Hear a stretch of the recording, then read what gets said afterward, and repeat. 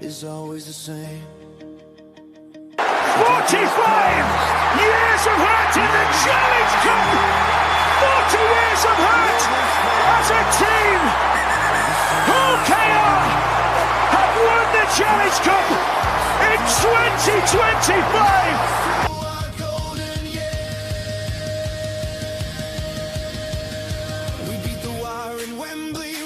Tom Davies, try help ease the pain. We topped the league, we would not fall. The mighty Robins above them all. An Old Trafford clash with Wigan's might.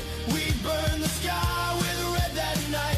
24-6, the game was done. History made. Oh, it's an interception, and it's the boy from Wigan that will win it from Hawkins to Rovers. And Superman guy from Joe Burgess. A Superman performance from Hawkins to Rovers. They win the treble. They win a grand final. Red and white, we do believe a grand final win to complete the three. The greatest year in Rovers history. Celebrate the Hello and welcome to the latest edition of the Robin Pod Weekly, which unfortunately for some isn't coming to you live from Las Vegas. It's coming from Kingswood in Hull. A little bit different. The background's definitely different to what you might have been used to if you are watching on YouTube. But I am pleased to say the Robin Pod Weekly is back, and I have been speaking to the person who created the intro. He's going to create a special intro now for the Robin Pod, because I said to him, we do need to update that. We are the world champions. We need to include that because it's something that we should not forget that we are. I will say it again, Hull Kingston Rovers are the world champions. That said, we've had a great time in Las Vegas, haven't we, James? But that performance against Leeds wasn't up there with one of the best we've enjoyed in the past. But I tell you what, James, it's great to catch up with you. Gary, welcome to the podcast, of course. And don't forget, the Robin Pod is powered by Budget Tyres Autocentre, the only car specialist powered, supported by the players, club officials, and supporters of Hull Kingston Rovers. James, I remember catching up with you in the Stage Door Casino, one of the cheapest bars in Las Vegas, which is pretty apt for a lot of people in East Hull. We're always looking out for a bargain, aren't we? And it was great to, when you're in Las Vegas, you could be paying upwards of $20, $30 for a drink. It was great to get a $2, $3, $4 drink. But James, I remember catching up with you. You had a hectic journey to get there. Just for the benefit of the Robin Pod, just tell me about your experience of being in Las Vegas, watching Hull KR, and just the opportunity that you got to go and be Hull KR supporter in Las Vegas. It's still hard to believe that we was actually in Vegas, watching the Robins. Vegas is one of those places that we never thought we'd go to. We'd never really fancied going to it, so we actually had a reason to go. And fortunately, we was able to go, and so glad that we did. The experience itself was just phenomenal. I mean, you hear about Vegas, you read about Vegas, but until you actually experience it, I don't think you can really comprehend the scale of it. It's just the hotels, the casinos, they're just on a totally different level. We went to Grand Canyon, fantastic time there, show, but it was just an unbelievable experience, and just the whole build up to the game as well. Particularly on that Saturday morning. On Saturday morning, we were just sort of seeing, we got them Thursday night. On Friday, there's plenty of shirts around, of Leeds shirts, Aussie shirts, etc. But that Saturday morning, it was just like a rugby league fest, and there's just like St George, Newcastle, Bulldogs, Rovers shirts, Leeds shirts, just everywhere, and it was just everybody was having a great time together, mixing together in all the casinos and in the hotels and bars, walking down to the stadium for the game. I mean, the stadium itself is just, again, you just can't believe what the stadium was like. Fully enclosed, air conditioned, cup holders on the back of seats, even compensated for the $19 for a beer. But we'll gloss over the game. I think it's just one of those things that it happened. Rovers just didn't turn up for whatever reason. Maybe they got sucked into the razzmatazz. But at the end of the day, it didn't let us spoil the trip. And yeah, it was just a, I think, really trip of a lifetime, really. And, how long I've been supporting the Rovers. To say to me 48 years ago, you're going to go watch Rovers play in Vegas, I'd have just said, I lost what you're on, mate. it was just meeting all fans from other clubs and everything, like like Leonard Gregory and Joey Gould, and just sort of spending time with them that you just don't normally get time to spend away from the game and stuff like that. It was just a fantastic experience, and if you ever get the chance to go to see a game out there, just go. Yeah, and I tell you what, one of my bad memories was the amount of people I managed to catch up with who watch and listen to the Robin Pod. It was a real privilege to be able to connect with people, and I think that's my bad memory, James. Like as much as the the infrastructure of Las Vegas, the buildings, the casinos, the stadiums. My abiding memory of the trip was the connection with supporters around the world. Being able to bump into an Australian and he's got a Canterbury Bulldogs shirt on, he's got a St George shirt on, he's got whatever on, and having a conversation just about rugby league, bumping into a Rovers supporter, talking about, days gone by, bumping into a Castleford support. You was literally bumping into an American guy who's got a Wakefield shirt on, and you're like, what are you doing here? But just that conversation just flowed. And I think that was probably my abiding memory about, do you know what? Rugby league is particularly in England, it's a bit of a derided sport, isn't it? We know we're not at the top of the tree. And ultimately, we know we was at Las Vegas because we're riding on the coattails of the NRL. But we embraced it, we enjoyed it. And I tell you what, it was just a great experience, just talking rugby league with people from all over the world and just being in that bubble for it. It was ultimately a rugby league bubble, and whether your team's playing there or not, you will still be able to have a great experience. It was just a phenomenal few days. Like we said, it's days that you won't be able to appreciate. But that was my abiding memory, James, really. I think one other thing, John, I forgot to mention was just really think actually how engaged the Americans were. I mean, the number of times I was walking down the street and Americans just stopping me and saying, what's going on, and wanting to talk about the game and what's happening, etc. And then even afterwards, even the days that we were still there, people just wanted to talk about it and sort of saying, seeing your shirt and saying, what was it like? How did you get on? And we're here for the game and that sort of thing. So you got, I suppose people sort of say, well, what's the point of going to America? Because but you're probably not going to get, maybe not get an American team out there, but it's like people start talking about rugby league, and there'll be Americans there who've never had any engagement with the game, but they were all engaged and enthralled by the actual noise and the colour that the UK fans and the Australians brought to it, and I think just the noise that I think they're totally blown over by how we basically just the way we were at games and stuff, and that for me is one of the bad memories as well. Yeah, Gary, now I know you weren't there. I know you weren't in Vegas. I know, though, you got up, you set your alarm clock, you made sure you was up for the game on midnight, and look, the game didn't pan out how we wanted it to do, or what we expected the result to be. But no doubt, looking from afar, you'll have seen the videos, the clips, all the noise and footage and stuff like that. It must have looked like, and I've not really spent too much time yet looking back on all the footage, but it must have looked like an incredible spectacle when you're back home and seeing all the short clips and stuff, what's going on. Yeah, you probably started on the Tuesday or the Wednesday, didn't it? It started to ramp up on social media and on the Rovers website and YouTube and your podcasts and stuff, and it was I didn't go out for different reasons, but I'm for those reasons I'm happy I didn't. But there was a little bit of me was kind of like, do you know what? I wish I was there in Fremont Street, and I wish I was there now walking to the ground, But hey, it is what it is. I got to go to bed at 1:30, 1:45, knowing without having to trudge back to a hotel or listen to it the next day in a bar full of other fans. You know what I mean? Out. So I wish I'd gone out. yeah, but it's just one of them things, isn't it?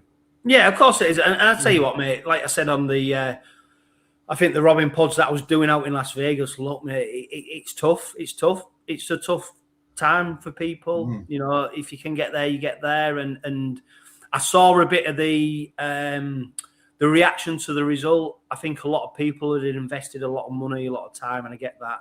And I think, you know, when I look back at them frustrations and reactions, I think it was just people who would, you know, pretty much put themselves out on a limb to be there. And obviously, we all go there for the result, don't we? The result's the cherry on the top. Yeah. We'll go that way. And I couldn't understand why, you know, people listening and watching to this, they'll have seen people's frustrations. But ultimately, you know, for most people, when you look back in 4, 5, 6 years' time, nobody will mention the result. They'll mention about everything that they've got to experience. Yeah. And that was the package. That was the package, which is different to a grand final, a Challenge Cup final, where you go for the result. You don't go for, the day out's great, but ultimately you only are there for the result. And this was a slightly different feeling because win or lose, you could still have a great time.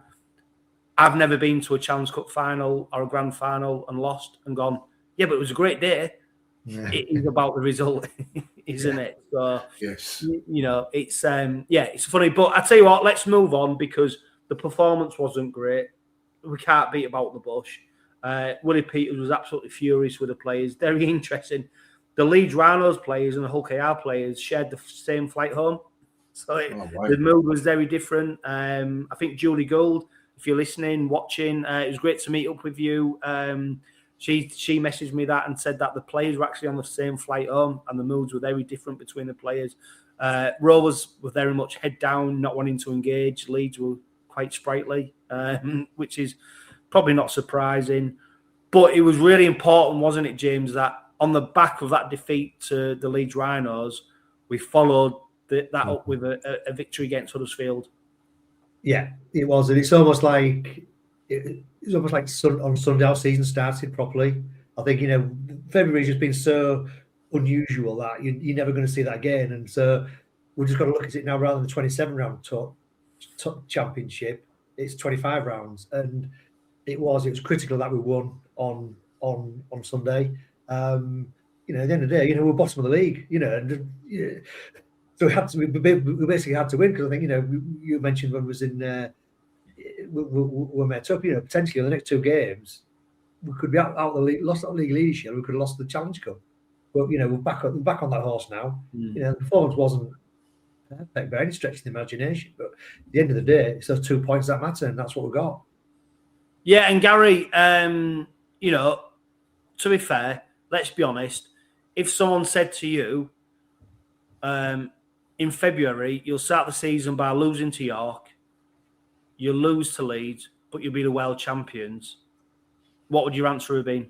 I think you'd have it, wouldn't you? You'd have it, wouldn't you? Definitely. Yeah, you would. You know, you'd have it. You'd have that rather than the other way around. Yeah. Beating York and Leeds and losing in the world champion, not beating Brisbane. I think you'd rather be the world champions, have all 4 trophies at the same time, and kickstart your season like we did on Sunday. I think you'd settle for that now, wouldn't you? Looking back, as I say, yeah, definitely, and I think that's what ultimately what February will be remembered for, James. We finished the month as world champions, and that's, you know, that is not so. I think now, do you know what? As time progresses and we start processing it a bit more, and I still think actually we're probably not it's really hard, isn't it? Because I feel like we're not making enough of it, but at the same time, I feel like the club, maybe the players, want to put that to bed.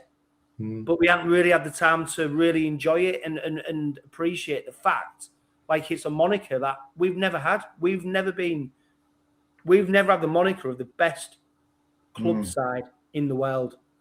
And I feel like we're doing a bit of a disservice to the side by putting it to bed.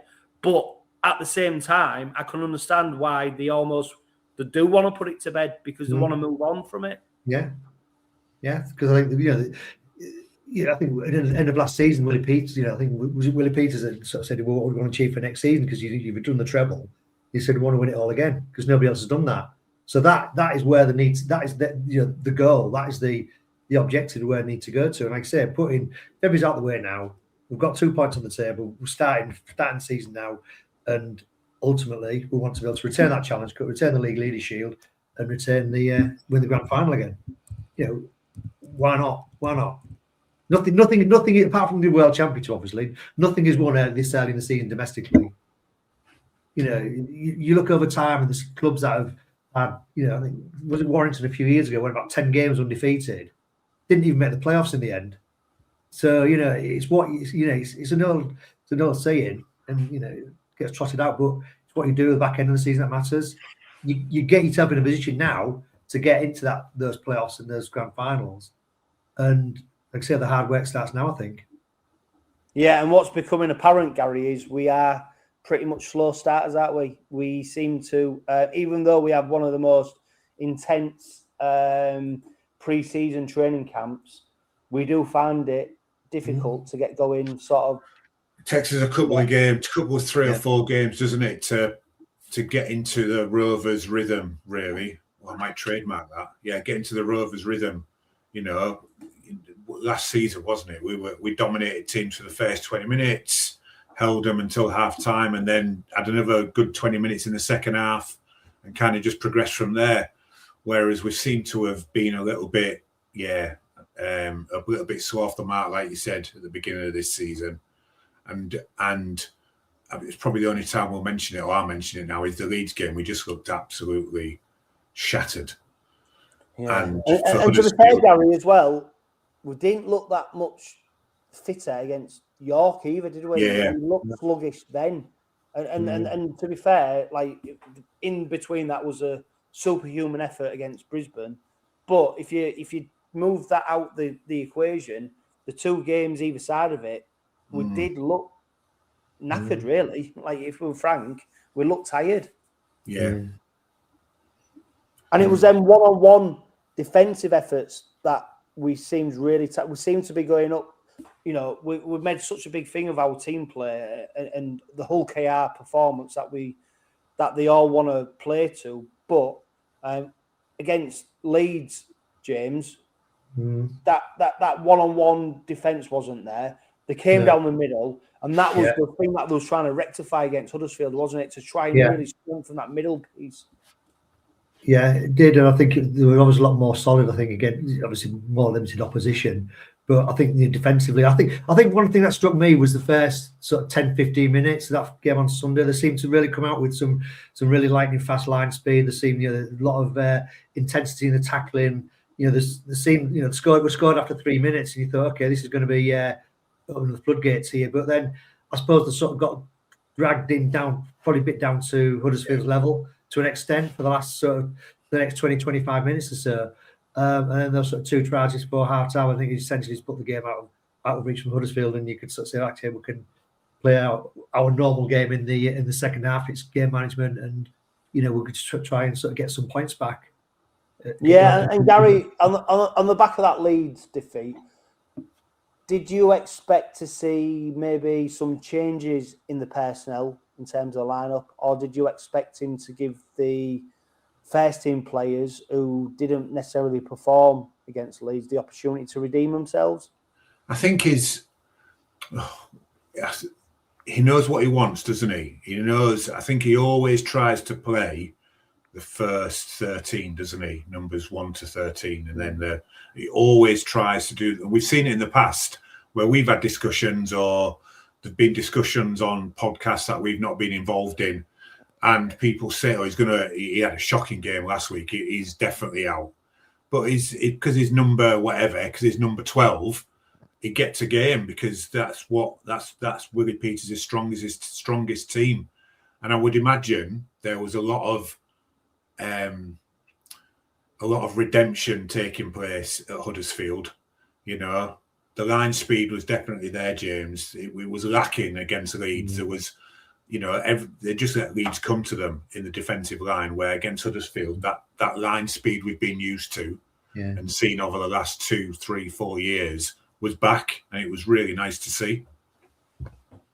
Yeah, and James, we've mentioned on the Robin Pod previously many times, it's very abundantly clear that there's a first fair team. And we could name it now. We know who's, and there's no even and to be fair, I don't think Willie Peters is wrong in terms of giving the opportunity for players to redeem themselves, and ultimately, whether you could argue the opposition was limited, but ultimately the players did redeem themselves to a certain point, and maybe that's the way to go. But yeah, it's very clear there's a first fair team. You can almost pick the interchange bench as well.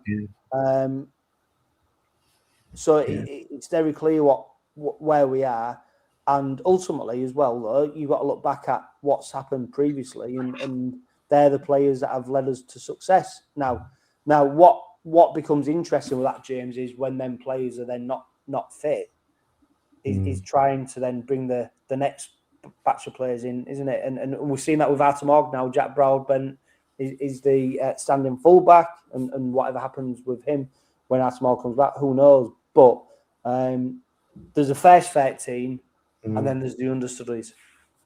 Yeah, it is. I think we have seen that he's, like I said, he doesn't like to change it, and I think he probably took the philosophy on. I mean, I was expecting quite a few changes against Huddersfield, if I'm honest.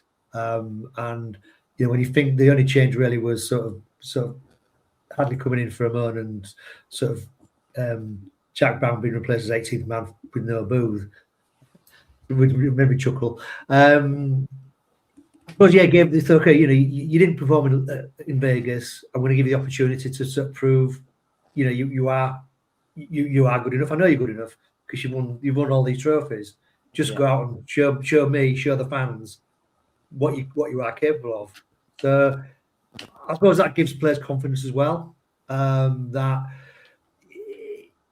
they know that that they are going to get perhaps another chance. But I suppose when you look back at the Vegas game, it was just such a collective abomination that you're thinking, well, actually, you can't sort of drop one player or two players. You'd have to drop the whole lot. And so I think, keeping it as it was for Huddersfield probably made more sense. I think it'd be interesting to see what selection comes out for the cup game. We'll talk about we'll come on to the cup game very soon. I tell you what, Gary. Though, to be fair, it was a perfect response after what happened against Leeds. The result was never in doubt, was it? The result was never in doubt. I still think there was parts of our games that wasn't probably at the level that Willie Peters expected, and he mentioned that as well. I think he wasn't fully happy with what happened, but the scoreline, it showed that Huddersfield really were at arm's length. I remember watching the game and going, do you know what? Really, the biggest result is keeping Huddersfield to 0. And I think that's probably what Willie Peters was disappointed about. Are we letting a soft try? I think that's where we need to really home in on. The points on the board, as daft as it sounds, are important, but they're not that important. It's based on what we stop conceding. And at the moment, we're not in a place where our defence, really, we're not happy with it, are we? Willie Peters isn't happy with it. I don't think the players are. But it does take time as well to get that up to speed. But we need to get up to speed quickly because the games come thick and fast. Yeah, I think I think Sunday's game, there was a few players, wasn't there? I think he mentioned it in his post-match or this pre-match just for this game. He's mentioned a few players were still feeling the effects of the journey, weren't they? A few of them were sick. Still, I know Elliot Minchella went off after 30 minutes because he was still a bit under the weather, as in not tired and physically unfit. I'll tell you what, Gary, just hold that thought as well, because I want you to carry on with that. It's really interesting, though. Elliot Minchella is not playing as many minutes as what we've come accustomed to. We've seen it in a few games now where he's been either pulled off early or he's not. He used to be pretty much an 80-minute player, didn't he? And we're seeing now a few times, since the start of the season, where he's not fulfilling the minutes that we expect him to do. We're not privy to why, and I dare say it's down to his performance sometimes, but it's really interesting what you're saying about him coming off early again, and whether it's the travel or what. But yeah, that's interesting. But sorry, Gary, you carry on. Yeah, I think he said, didn't he, in his post-match interview that he was still feeling the effects of some kind of bug or sickness. So that's why so it's a testament to him for playing 30 minutes, I think, if we look at a coach's positive spin. You know, if you're an under-12s coach, that's what you always do, I think. Look at the positive side. So yes, and hopefully everybody's going to be, apart from those that are suspended or unavailable, everybody's going to be back again this week. Yeah, and when you look to that game, James, of course, we're now looking at what the side might look like for that, because there is the opportunity potentially to maybe rest a few bodies, bring people in. But if we go back to that Huddersfield game in Super League, what was really nice to see, though, is how we spread the ball and how we created them try-score opportunities. And that's what we really need to see more of. And Tom Davis, he was one player who really stepped up on the day. Yeah, it was. It was outstanding. Both, I think, defence and obviously in attack, and got a couple of tries, didn't he? So, but yeah, I think that was the most pleasing thing. And I'd say I think they set the stall out quite early. I said they got the defence was sharper, and they were throwing the ball around a lot more, obviously, early on. And I think Huddersfield just had no answer to it. You know, they didn't have the pace out wide to sort of stop them. And, you know, that Burgess tried just before half time, I think, you know, just really ended with about 2-man overlap, didn't they? And Mace saw Burgess out there, and he's after the John Smiths to run into. So yeah, again, that was a pleasing thing. I thought, you know, obviously Mikey took his try really well. You know, showed some great strength and sent Flanagan for a burger, just like he did to Bevan French in the grand final. But yeah, I think, you know, it was a much better performance, much what we expect to see. But as he said earlier, we don't seem to do early season very well, and at this stage, it's about getting those 2 points to the board, which, you know, as I said, we did.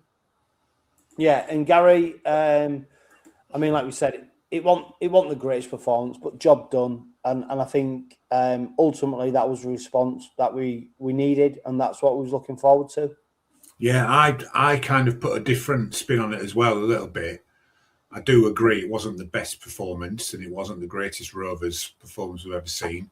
But we're up against an opposition that tried to slow the ball down every tackle, just about knees in, elbows, you know, all the little niggly stuff and we just got on with it. I was really pleased that we just got on with it and didn't really get taken in by it all. Yeah, and James, we can't not talk about the game without mentioning Kyle Lawton's tackle. It's then ended up in a 3-game ban for him. Of course, he missed 10 minutes of the game because he was sin-binned. By all accounts, Rovers, the players, apologised to Huddersfield for that tackle. It just seemed a really needless attempt of making a tackle when a player was held up, and you know, if that happened the other way around and we saw a player doing that, we'd be absolutely up in arms, wouldn't we? And it just seems so needless. And what frustrates me more is that it's one of the most experienced players on the pitch who does it. You know, you're not talking about a young lad who's getting his first opportunity, who wants to make an impression. You're talking about, like I said, one of the most experienced players, and it just seems so needed, especially now because we're going to miss him for 3 games. Yeah. And now we're going to miss his cover on the bench. Yeah. You know, don't get me wrong, a lot of people will be pleased because they'll say, well, that maybe gives Bill Leyland the opportunity to step up and get onto the bench. Yeah. But at the same point, it's obvious he's one of Willie Peters' trusted players, and to be missing for 3 games is pretty, for me, unforgivable for such a needless tackle. Yeah, it was. I've no problem whatsoever with getting a sin bin for that, because I mean, we were seeing it at the time. I'm thinking, what's he done that for? And it was almost like slow motion that the referee didn't blow up at first. And I think it's only when English didn't get up, when he's clearly injured, that he sort of stopped the clock and got it reviewed. And I think, he probably, with hindsight, the yellow card was no problem at all. It was totally needless. The game was won. Didn't need to do it. As you said, it's going to give somebody else a somebody else an opportunity to shine. And I think, I think that's one of the things again Peters is very strong on. If somebody comes into the squad and brings into that team and they perform to the level that he expects, then you keep your place in that team. And it's then potentially harder then for Lawton to get back into that position where he probably would have been. But yeah, it was a pointless thing, and I think 3 matches, yeah, you can't argue with it really, to be honest, can you? Yeah, and we'll finish with this as well, Gary, because what really pleased me, like we mentioned about the wing play, they seem to get a bit more fluidity in terms of their attack, and ultimately, we're not a one-dimensional team that focuses just on defence. We do have the flair, and that's what has basically won us games, hasn't it? When you look at the big games, it's that bit of flair, that bit of attacking prowess that's come to the fore. And I think that's what a lot of Rovers fans will have been wanting to see in that Huddersfield game. The last thing we'd wanted to see is a turgid, 12-6 victory or something like that. Yeah. We needed to put points on the board on the back of Vegas and on the back of really the defeat to York as well, because that wasn't a great performance. So we're going to talk about the Huddersfield Challenge Cup game very shortly, but it was just nice to see the Robins put points on the board and almost look like we didn't get out of second gear. Yeah, it was. It's really evident, isn't it? Evident watching the game that Tyrone May wasn't really. It was like he wasn't there, but when you actually watch the game, he ran the show. Yeah, and he was absolutely brilliant on Sunday. I thought nothing. He was just. Wait, we've always said, haven't we? He was playing rugby like he was in a dinner jacket. It was absolutely brilliant. Yeah. Yeah, I tell you what, I've not even. Do you know what, mate? I totally forgot this.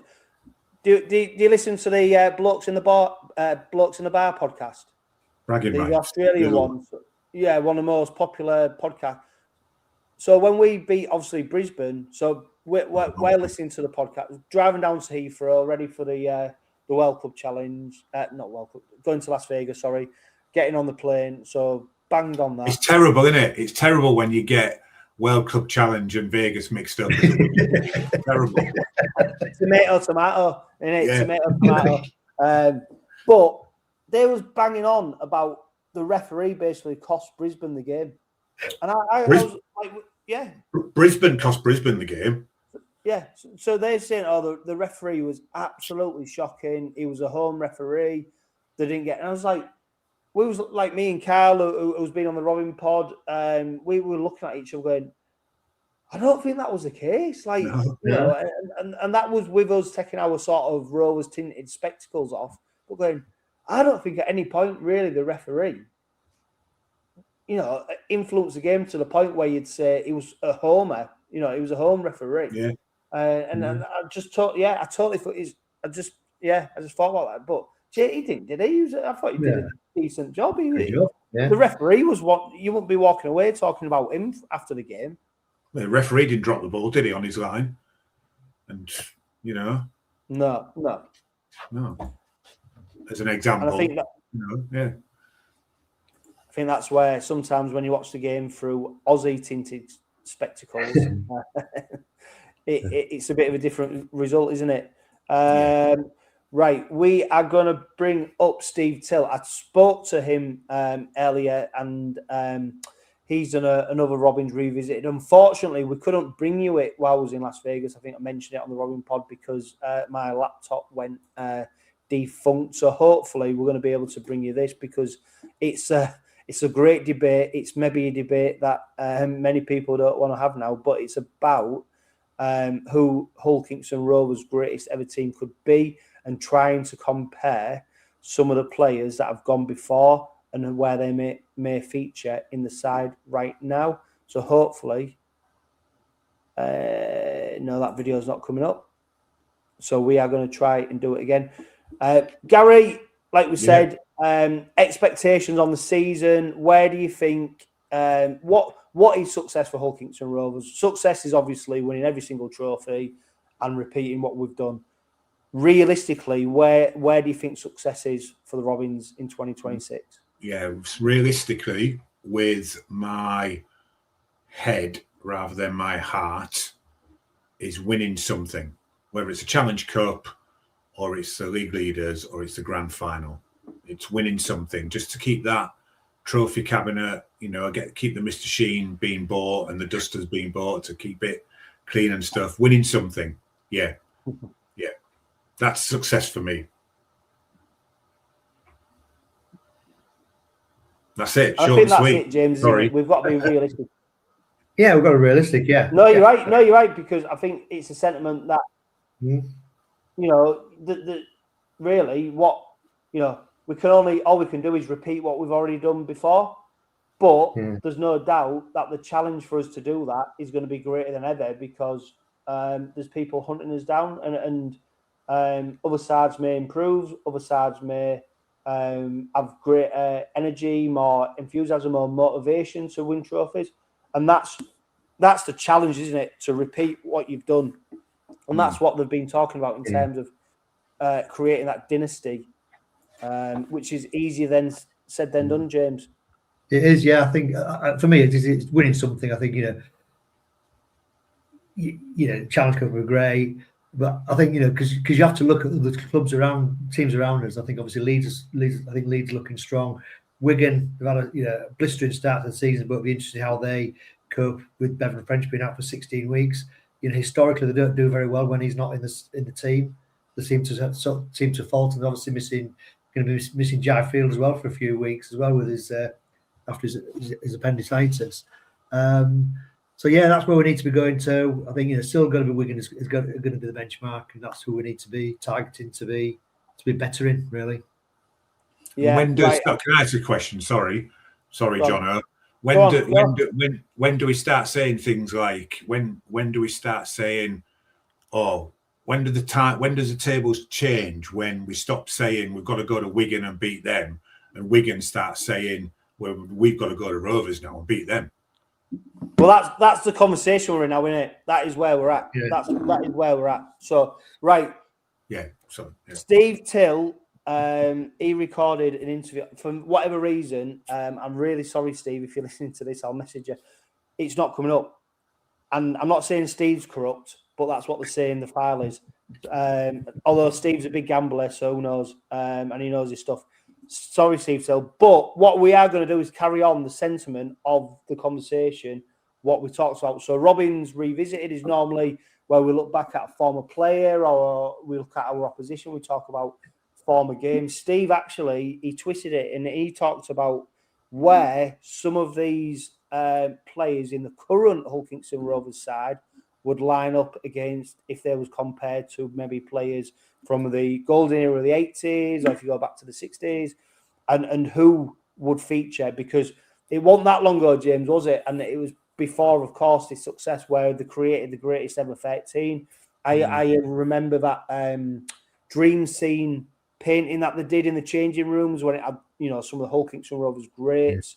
And I posed a question to Steve, said, well, on that basis, who do you think would feature in there now? And there's no doubt this current crop, there is players in there who will have to go down as some of the greatest Hull Kingston Rovers players that have ever played for the club.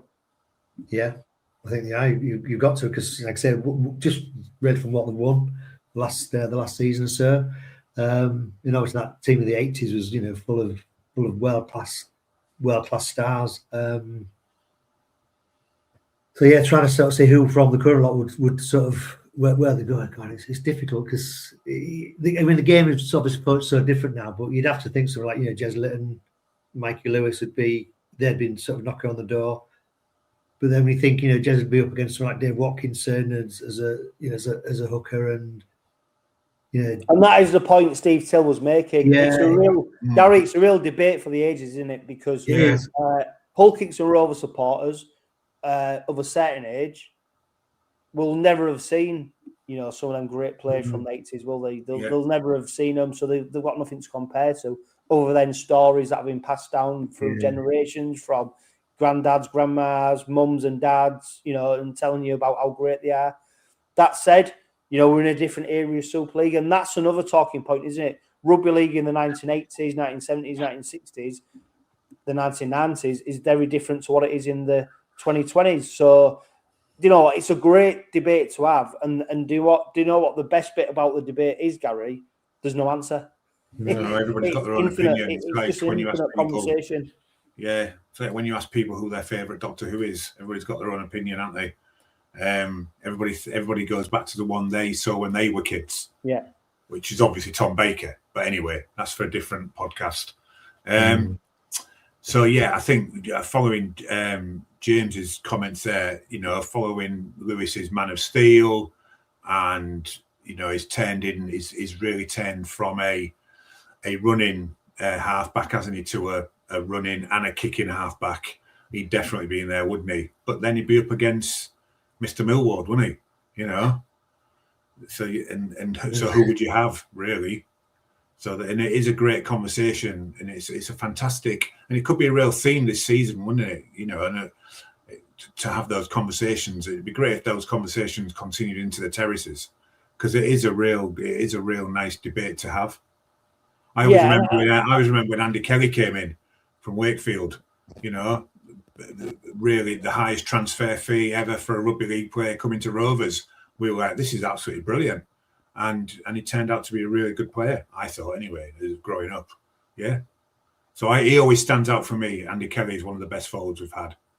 Yeah. I think, James, as well, what's really interesting is actually no one's really seeking out the answer to what's the best ever team. It's just a conversation, isn't it, to have? Yeah. Because, you know, you could have, you know, God, we literally could do a podcast on it and you wouldn't come up with an answer, because we could have 100 people and every 100 people would create 100 different 13s. Yeah, you know what there could be, but it's just really interesting. And I think what's really apparent is there's so much love for this current side, and what's really apparent is that when you look back at some of the players who did play in the sort of the heyday of the 80s, they were quite relieved when Rovers did win that, especially that Challenge Cup. That first trophy to lift the hoodoo. And it was almost like a relief from them to go, they don't have to keep referring back to us now. There's a new crop of players who have come in, and they wanted that for a long time. I mean, we saw Dave Hall, didn't we, present the ball onto the pitch during the World Club Challenge, and he's done a heritage podcast that we did. I've spoke to him, and he was desperate he wanted more players. He wanted the teams in front of him to be more successful, so we could stop talking about him. You know, and that was coming from a real genuine place. He was like, "No, I want more success. We don't need to keep coming back to us." So it's a great debate. If you're watching this on YouTube, please go in the comment section. Let us know who you think would feature in Rovers' greatest ever 13, particularly the current crop versus what's gone before. It's a great debate. There's no answer. There's no rhyme or reason. You know, it's opinions, isn't it? Because there's no factual base. The game's different. The 80s game is so much different to the 90s game, to the 2000s game. The roles of the players, if you look at the hooker player, you know, the hooker, for example, what they had to use to do in the scrums, well, that's non-existent now. You know, the props, the build of them now, you look at the build of the props now, Jesse Sujar, Whitbread compared to the props of the 80s. You know, there's no comparison. But that said, it's still a great debate to have. James, we play Huddersfield, like deja vu. We play them again at the Huddersfield Stadium on Saturday. This time it's in the Challenge Cup. If they weren't battered and bruised last week, they are certainly now, aren't they? Because they are having a horrendous run of injuries, and it didn't get any better against Rovers. Two of the potentially most important players, best players, went off injured. They're probably not going to feature against Hull KR. So, you know, we pretty much put them to the pump last Sunday. It's very hard to see anything other than the same thing happening again, isn't it? Or am I tempting fate? No, I don't think you are. I think when you look at the injuries they've got, I mean, I think if you look at the squad they had pre-season, and and you think, it does look a bit threadbare. And how many injuries have got left now? And obviously lost Flanagan. I think he's probably their best player, and like I say, he went off and done like he's going to be playing this weekend. You just can't. I just can't realistically see any of the result apart from a Rovers win. What do you reckon, Gary? What do you reckon, Gary? Rovers win?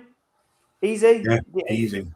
Are you expecting, though, Gary, this is probably the biggest point, are you expecting any changes into the usual lineup?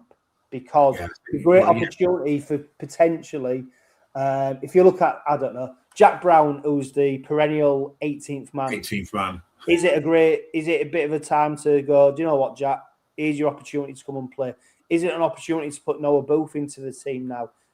Or do they deserve that after do they still, are they still smarting from that Leeds defeat in Vegas? Is Willie Peters still putting them out to, I don't know, repay the faith that was showing them? Or do you think an opportunity to rest players? I think every time Noah Booth plays, he delivers, doesn't he? Mm-hmm. So he could be a shoo-in. He could give one of the wingers who plays. He could give Budgie a rest, couldn't he, on that side? Leyland's going to come in, isn't he, to replace Lawton, who's suspended.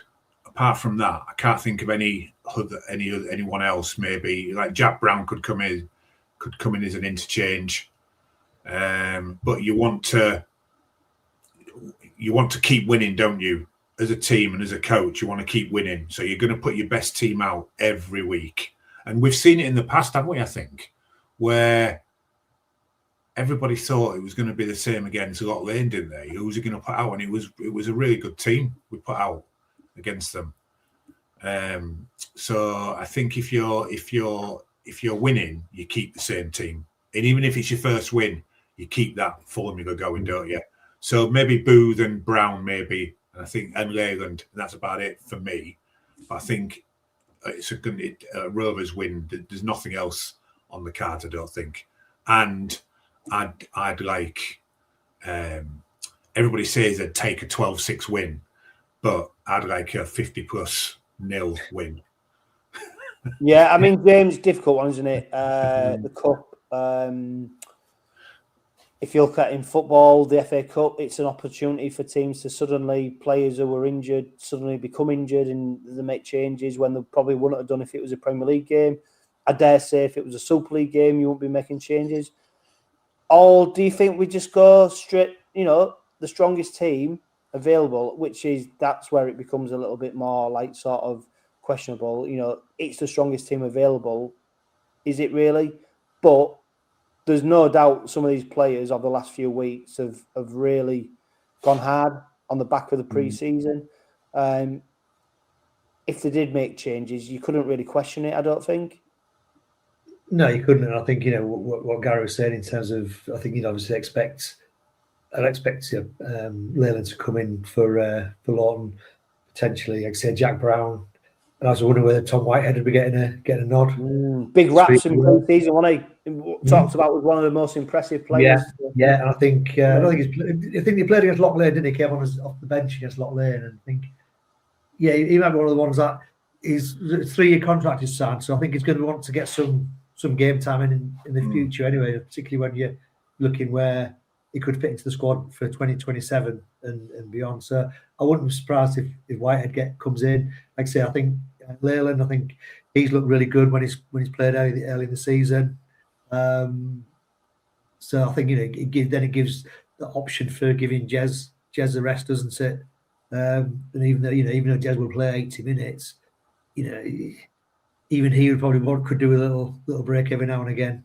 I think he went off on Sunday, didn't he? I think then Lawton got sin bin and he came back on after about 2 minutes. Said to the missus, I bet he's fuming about that. I bet he here. Do you think, Gary, there's an opportunity to potentially see Jack Charles out there, or do you think Lewis and Lewis and May, they'll be out there on the pitch? Yeah, I mean, it'd be a great opportunity, wouldn't it? It's a shame Ronnie allowed 4 interchanges, isn't it?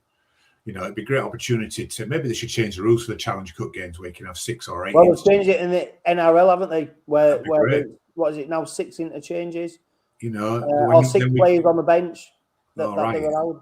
And then you could bring the likes of Jack Charles and Fishwick and that into the bench. And if we do get a commanding lead with 20 minutes to go, then bring them on. Yeah, it's going to be really interesting. I'm really looking forward to the game on Saturday. Yeah. What we're all hoping for is basically whether it's hook or by crook, you're into the next round of the Challenge Cup. Yeah. That said, we are trying to build up a bit of momentum. We've got a tough away game against Catalan, and we don't know what that's going to be because they produce some funny old results, aren't they, in this early stage of the season. It's never easy necessarily for the Robins when we do go over to the south of France, so that'll be really interesting. But we want to go into that on the back of a victory. There's going to be a great following. I think they're expecting at least 16, 17, 1,800 Rovers fans to be there, which will pretty much make up probably most of the attendance. If anyone's there on Sunday against Huddersfield, they will know that you could literally probably count the Huddersfield fans. They've just reduced the prices for Huddersfield. Huddersfield, the Giants, aren't they? Huddersfield have just sent an email out saying if you're a Huddersfield fan, it's only £15 now. Yeah, and I think that's open to away fans as well, so they've got the opportunity to that. But we are going to wrap up with 2 points. The big question, okay, and then we're going to wrap up with question time. Now, the big question that I posed was, and it's a new feature on the Robin Pod that we put out on social media and we get people's comments. Would you offer Sauso Su, Peter Hiku and Reece Martin contracts to stay at the Robins beyond 2026? And that is because, of course, they are out of contract. Now, reading some of the comments, Bazza, of course, who features heavily on the Robin Pod, who was out in Las Vegas with him, he said that's a difficult one because Jesse Su has looked very good this year. For us, probably yes. For Jesse, but Pekka Hiku, I'm not sure because he's dropping off so many tackles. His try-scoring abilities are clear and all to see, but his defence has dropped, so I'd probably say no. Petter and Martin has looked pretty Martin has looked pretty leggy this year, so if Martin finishes this season, well, I'd give him a 1-year contract extension. Graham Major, he says, Reece out. I would look at 2 years if he feels he can go around again. Jesse would get 1 more year. With Petter, it would come down to whether we can get a suitable replacement, but definitely no more than 1 year. Nathan Major says, Hickle, yes. Martin, yes. Wait and see for Jesse Su. Joe Davison, he says, we need to sign them up on a rolling contract so they can leave on their terms and it keeps the team together. I love all three. It's very hard to disagree with that, isn't it? Reece, yes, 2 years. Hickle, no, sorry, but he got skinned on the outside by Huddersfield. Going forward, great, but losing pace in defence. Su, yes, but only 1 year. We have to be harsh if we want to carry on developing. Ian Dixon says, Reece, yes, as his goal kicking gives him an advantage. Hickle, no. Losing his legs and can't keep the defensive line. Su, I think, will take the decision away from Rovers. The comments go on and on. I'll finish with Julie Rodman. I would keep Reece on still as he has the defence and try scoring ability, and goal kicking is valuable. Su will make his own mind up with his body, whether his body will let him do another year. Hickey has been superb, but I feel 2027 could be another year. We have Noah Booth, who's faster for a centre, or develop Noah Moore and get a quality centre. They're out of contract. They're getting a little bit older, aren't they? There's going to be big decisions to make, Gary. Yeah. We still need to make a decision about my contract on this podcast for next year. But yes. It's a week one. Yes, I think to answer the question, I think offer Reece Martin a new contract. I think Jesse Su will make up his own mind based on his body, like everybody said. And I've actually tipped Petter Hickey to have an outstanding season this season. But I think next season, 2027, could be one season too far. So, no.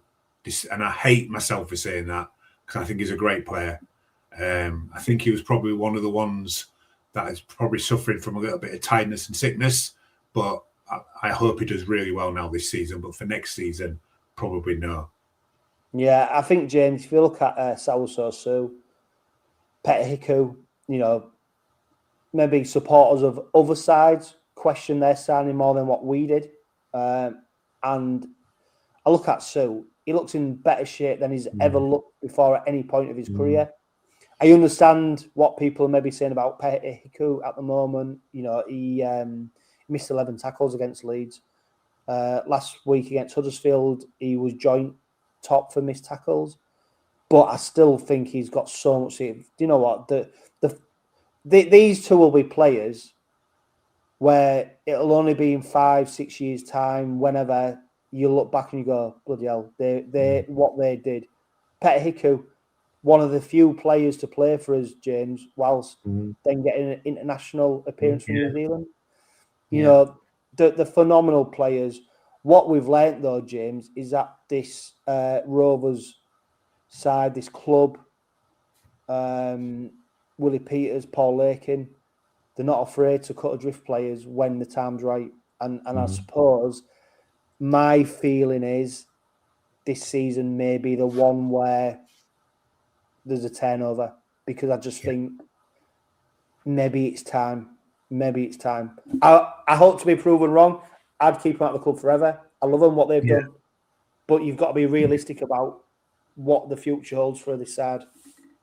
Yeah, no, I agree. I was thinking about this earlier today because I saw the question that was posed, and the contribution that Sue and Hiku have made to the club, and Martin, going to be eternally grateful for what they've achieved with the club. And thinking about it from my perspective, I think I was looking at their ages. I thought Sue, I could probably see getting another year.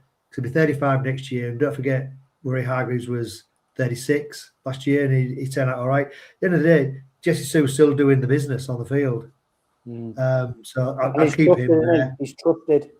He's a tough one, yeah. Hiku, I think for me, I can't see him being here next year. Love him to bits. I think what he's achieved has been phenomenal. Love seeing him play, but as I said, I think he's been dropping off tackles and stuff this season. And then controversially, for me, Reece Martin and on the basis, he was signed as a goal kicker, but he's been playing off the interchange bench. Yeah. You've got to think now that you've got Arthur Morgan's come in as a goal kicker, phenomenal goal kicker. We've got Mikey Lewis, who I think is a very good kicker. You then got to go back to what we said about Tom Whitehead earlier. Signed Tom Whitehead on a 3-year contract. He, for me, probably fits into that Martin role. And don't forget as well, you've got James Batchelor, who's still got a lot. You've got Dean Hadley, who's going to play till about 100. Yeah. He's not going anywhere. He's going to be so. So it's understandable. Look, at the end of the day, if all three stay, we'll be absolutely delighted. Oh, good, yeah. I mean, I'm not going we're trying to take that because I think they're all. It's trying to take. I think the other thing we've obviously learned. What might look like. Yeah, and I think you also alluded to it a few minutes ago that the club are not averse to cutting players who are in contract. So there may be a couple of players who are currently in contract that, they may decide, actually, we want to see a future away from the club. You're not fitting. You're not going to be part of our plans going forward. Yeah, right. Let's speed up. Bazza Kingston, he says this is in question time now. So great responses. You're right, James, Gary. Everything we said about them. We'll see what happens. Who knows? Who knows what the future holds? We only talk about it with our opinion rather than any insight. Bazza talks about. Do you think we need to dip into the transfer market right now to strengthen our squad?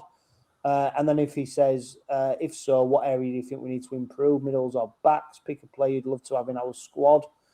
I don't know. Who would you have? I don't know. Who would you rather have in our squad right now? It's really hard, isn't it? Because it's a tough one, isn't it? You could pick you could probably pick 10 NRL players, but I genuinely think what I'd say is to Bazza, and I'll message him as well. I've just got faith in this side. I think this side have got a season basically to go again.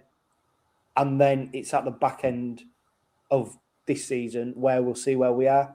But I think we've just got to put our faith, haven't we, right now in this side about where they may come and what they're doing.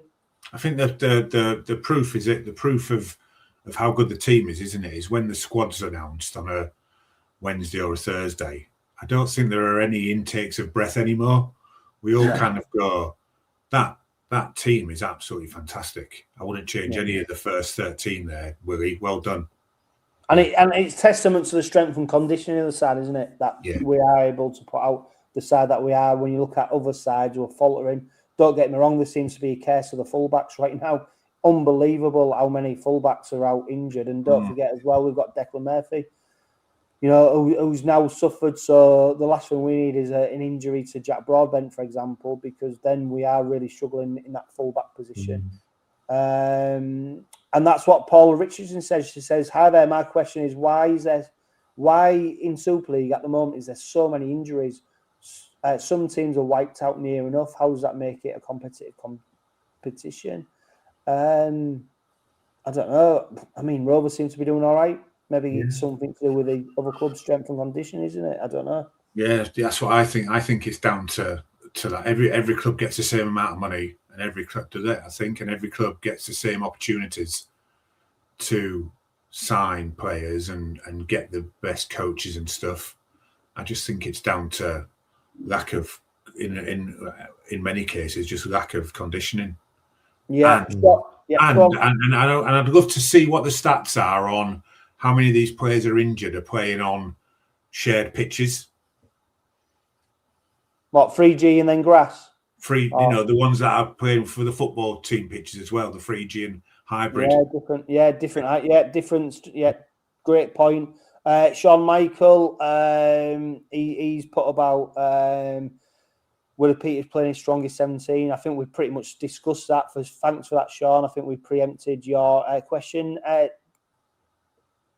James Tom Noble says, "What's going on with our reserves? Hammered by Wyatt and then beaten by London." I mean, I have picked up on them results. If you look at the side, it's not really littered with any experiences in it, and it feels like, and I feel really sorry for the players who are featuring them games. It seems like a necessary evil rather than a benefit to the club. Because when I look at the people who are lining up in them reserve sides, with barring a couple of players, you can't see any of them really featuring in the first team. So it seems like we're fulfilling fixtures rather than really putting a team out that's going to then challenge for first team opportunities. Yeah, it does. I think for me, just probably sort of puts into question what the role of the reserves are. I think, for me, it would be about having your fringe players and getting them to have match practice and get match fitness so they can slot easily into the into that first team. But from, like I say, the teams I'm seeing at the moment, it just seems to be very much a sprinkling of academy players and sort of very much young lads who probably, like I said, it's just fulfilling the fixture. And you look at the squad we've got, you'd have to think, well, actually, there should be a lot of those players who are in what we class as probably the first team squad in the reserves, making up half that reserves team every week, just to sort of get that match fitness so they can slot in if they need to. Yeah, Gary, really quickly, Julia Rodman, God, she's busy. You can tell she's got a lot of time on her hands, and I mean that in the most kindest of ways. What do you think of the refereeing this season so far? York, we seem to have persistent whistleblowing. Now it is eased into some kind of normality. Then we also had the 8-minute sin bin. Refereeing, it's sort of up and down. It's a bit inconsistent, which it normally is at this stage of the season. Gary, I don't know. Yeah, same thing happened last season, didn't it? With a head high tackle rule, loads of sendings off and yellow cards, and then it settled down. There's a few changes this season. I don't mind refereeing I don't mind it really, as long as it's just got to be consistent. So it can either be consistently good, consistently average, or consistently bad. As long as it's consistent, it's fine. Yeah, and Jason Burton and Kev Verity, right. I'll tell you what, we're running out of time, and your question's a really good one. Jason asks about how Super League, whole Super League clubs can work better to strengthen the local junior game. and Kev Verity, he asked something similar about youth coming through at Hull Kingston Rovers. I'll tell you what, boys, when I put up the question time post next week, please put that question back again and we will answer it, because it's very valid and we do need to speak about potentially what the youth of looks like going forward. We are coming to the end of the Robin Pod. It is now the end of the Robin Pod. Thank you for everyone who's tuned in, watching on YouTube, or whether you're listening to it on podcast. A huge thanks to Budget Tyres Autocentre, the only car specialist trusted by the players, club officials and supporters of Hull Kingston Rovers. But for now, live, love, laugh and be happy. The Red Army's passion is always the same. 45 years of hurt in the Challenge Cup. 40 years of hurt as a team. Hull KR have won the Challenge Cup in 2021.